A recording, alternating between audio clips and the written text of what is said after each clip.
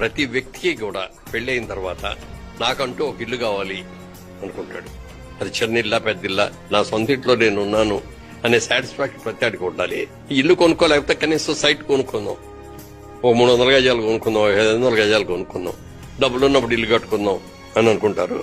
కట్టుకోలేకపోయినా 300 గజాలు 500 గజాలు నీ పిల్లలు చదువుకులకు వచ్చినప్పటికీ అది బోళ్ళ ఖరీదు పెరుగుద్ది, నీ పిల్లలు పెళ్లిళ్ళకి పెరగవచ్చు.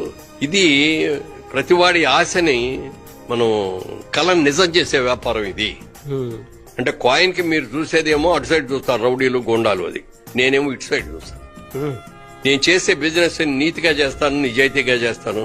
ఎక్కడ దందాలకి సంబంధం లేనటువంటి క్లియర్ ల్యాండ్, 10 రూపాయలు ఎక్కువైనా పర్వాలేదు, క్లియర్ ల్యాండ్ కావాలి. అంటే ఇవాళ కొనేసి రేపే అమ్ముదా ఉంటే రాదండి. అవునవునవును. ఏంటంటే కొనేసి అది ఒక ఇన్వెస్ట్మెంట్ పెట్టాం అని జాగ్రత్తగా చూసుకుంటే అది రేపు పిల్లలు చదువులకు వచ్చినా, పిల్లల పెళ్లిళ్ళ టైంకి వచ్చినా, లేకపోతే రేపు పొద్దున ఇల్లు కట్టుకోవాలన్నా, ఏది చేయాలన్నా అది 1కి 10 రెట్లు 20 రెట్లు పెరిగి ఉంటుంది.